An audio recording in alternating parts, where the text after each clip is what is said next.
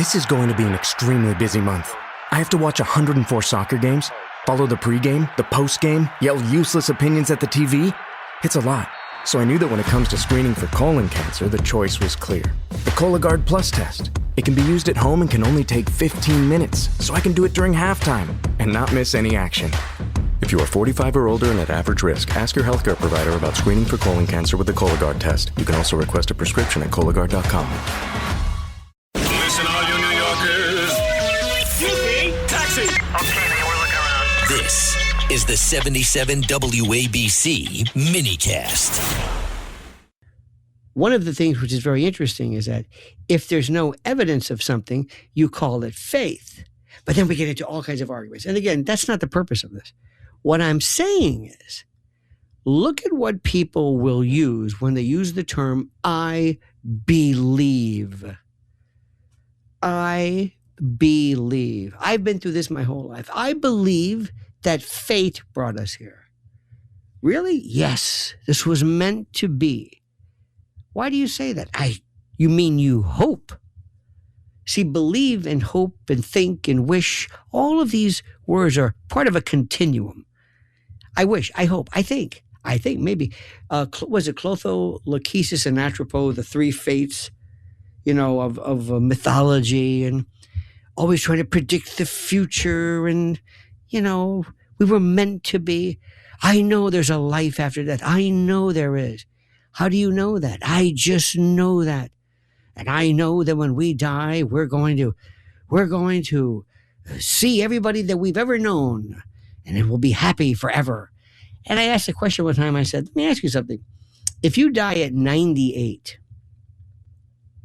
and you were, let's say, in pretty bad shape, and you hit life ever after, do you pick up at 98? Or does it even matter? And when I asked the question one time, not even being sarcastic, I get, what do you mean by that? Where are you going with that?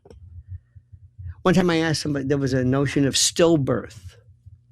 It was very, very sad, or let's say a miscarriage. And I asked, I said, well, how would we meet a miscarried child? So my point is, and I'm not here to argue that. What I'm here to say is simply this. Why is your question as to my belief, why must I tolerate that? Why must I lump it and nod and say, yes, you're right. Yes, I understand that. Yes, I know there's very little proof of that. But when it comes to religion, oh, no. Oh, you can't say that. And then we get into the notion of atheism, which atheism is used as a pejorative. Atheism means without theism, like a Buddhist. A Buddhist doesn't believe in a God, in a classic theistic, theological, deistic God. Is that what you want to get into? And whenever you talk about this, especially, it goes nuts. Let me give you another example. There was a case years ago, a Supreme Court case called Newdow. And Newdow dealt with the issue of whether one nation under God in the Pledge of Allegiance was constitutional. Well, the Supreme Court never got to it. They punted, which is another story. But I asked people, I said, where do we get off by having one nation under God? On a quarter? I don't have any change. I think it's still there. I don't have any change anymore. Remember, did you ever keep pennies? Did you ever have like one of those big water jugs filled with pennies that you've collected? They don't exist anymore. But I digress. What I'm saying to you is this. This is not a referendum on religion. But what I want to ask is this very serious question.